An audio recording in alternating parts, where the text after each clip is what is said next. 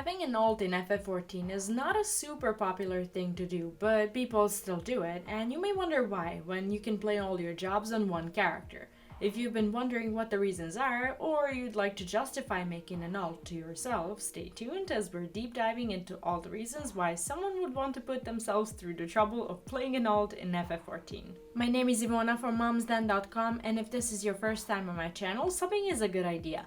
I make simple FF14 guides that'll answer some of your questions in no time and give you quick in-game wins. I also live stream on this channel quite a bit, so if you're a fan of awesome communities, in-game and other highlights, as well as Final Fantasy cooking streams, see you around. The first reason might be data center restriction. Let's say maybe you have friends who play on a different data center and you may want to have a character over there so that you can hang out in-game and play together, or do something intricate like attend a wedding maybe.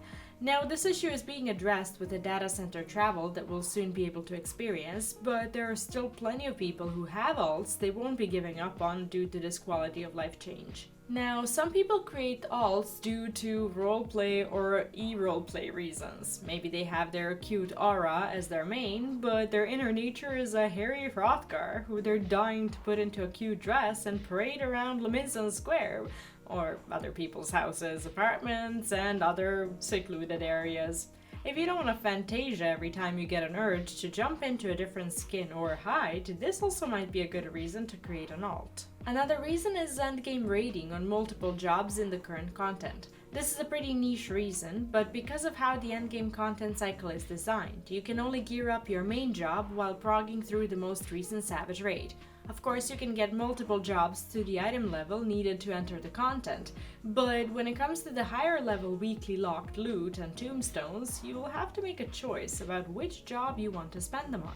If you're the kind of person who really loves raiding and you want to experience it on different roles while the content is still relevant and fresh, then you might benefit from having a second character. That way you won't have to wait the month or two that it takes to start getting spillover gear for your secondary job. This also lets you raid in 2 static groups while still maintaining 2 chests of loot for the first clears of the week. Some people will have their alts for the purposes of gil making, like having more retainers to post on market board and dumping all the gil into the FC chest to be picked up by main or other people. Running a side FC with a house and more airships, submarines, and other gil making stuff, so if you're savvy like that, alts can be a good way to make some extra gil. Also, if you're ever planning on replaying the story, all the gil you make through MSQ can be put into your FC vault, so there's that. And not to mention that your alt is a source of all the extra bag and retainer storage, where you can move items around through your FC or a friend who will trade back and forth with you. I mean, you too.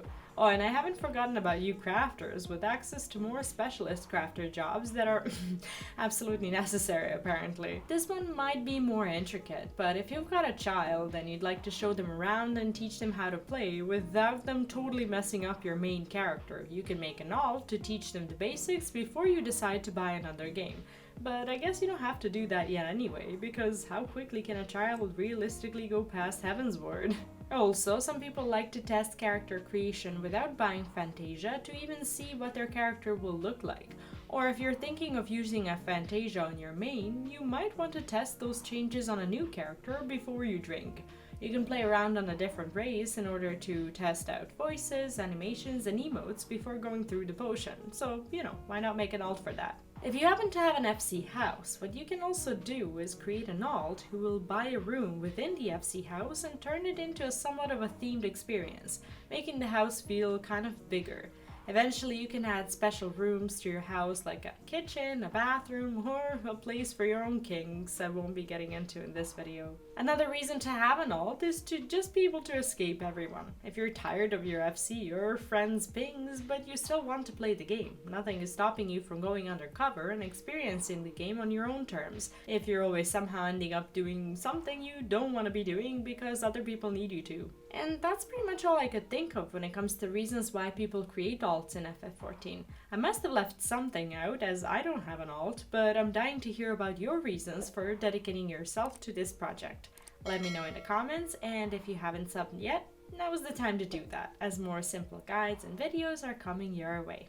If you'd like to support the content and keep me going, you can also do that as a channel member here on YouTube or over on Patreon, and get awesome perks either way. Huge thanks to everyone already enabling me to create content full time, especially our alphas like Kathy Spear on YouTube memberships, as well as Andyman and Elijah Baker over on Patreon. Have fun creating alts, and I'll see you in my next video. Bye bye.